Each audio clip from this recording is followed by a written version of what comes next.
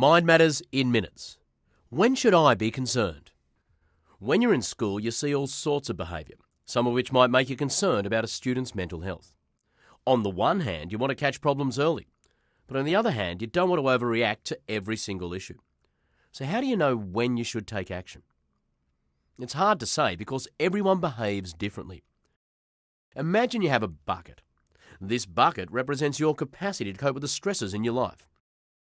For a student, this could mean anything from disappointing grades, to a sick parent, to conflicts with friends. Most of the time, we have the capacity to manage these stresses with no change in outward behaviour.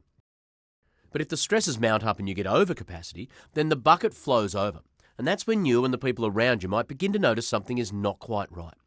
It could be anything from a subtle slump in your mood to something obvious like becoming super grouchy and argumentative. Now imagine that everyone has these buckets, but they're all different shapes and sizes, and they're all filled with different stressors, and you have no idea what those stresses are because you can't see what's in other people's buckets. You only see what happens when one of them overflows. And then that overflow behaviour is different for everyone. What might be alarming for one person might be completely normal for someone else. It's a complicated situation, but there's a pretty simple way to approach it. When you start to feel concerned about a student, trust your instincts, but don't rush to conclusions. Consider the student on 4 dimensions: emotional, psychological, behavioural, and physical. What changes do you see in any or all of these areas? How significant are the changes? How long do they persist? A significant decline in any one of these areas sustained over a number of weeks should give you reason to be concerned. Keeping notes of your observations can help you spot patterns over time and provides valuable documentation.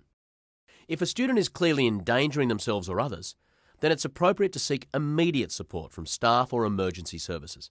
But this is a very rare situation. Usually, you'll have time to collect your thoughts, make your observations, and most importantly, discuss the situation with other members of staff. And this is key.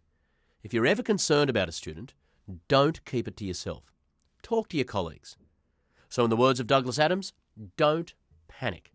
Observe, take notes, look for persistent changes, and talk with your colleagues. If you're still concerned, then it's a strong sign you need to take action.